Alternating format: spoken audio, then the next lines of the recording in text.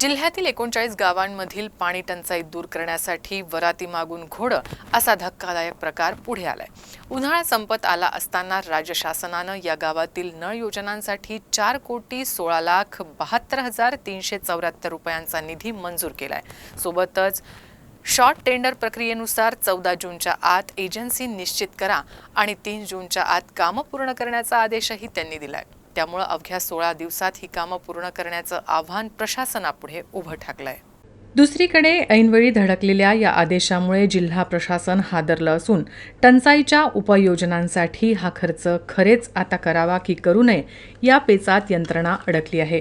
शासनाच्या लेखी जून महिना सुरू झाला की पावसाळाही सुरू होतो, त्यामुळे टंचाईची कामं पावसाळ्यात केली असं कोणी म्हणू नये याची खबरदारी ही जिल्हा प्रशासनाला घ्यावी लागणार आहे।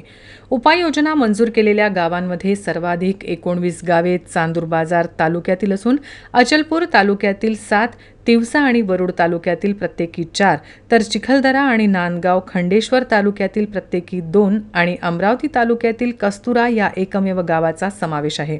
यातील सर्वात कमी खर्चाची योजना 2,56,268 रुपयांची असून त्याद्वारे अचलपूर तालुक्यातील काकडा गावाची पाणी टंचाई दूर करायची आहे, तर सर्वाधिक 19,96,197 रुपये खर्च करून वरुड तालुक्यातील टेंभुरखेडा येथील पाणी टंचाई दूर करायची आहे। उन्हाळ्याच्या दिवसात भासणारी संभाव्य पाणी टंचाई करण्यासाठी पंचायत समिती ते जिल्हा परिषद, सीईओ ते जिल्हाधिकारी आणि जिल्हाधिकारी कार्यालय ते विभागीय आयुक्त असा प्रवास पूर्ण झाल्यानंतर हा प्रस्ताव अंतिम मान्यतेसाठी राज्य शासनाकडे पाठवला जातो।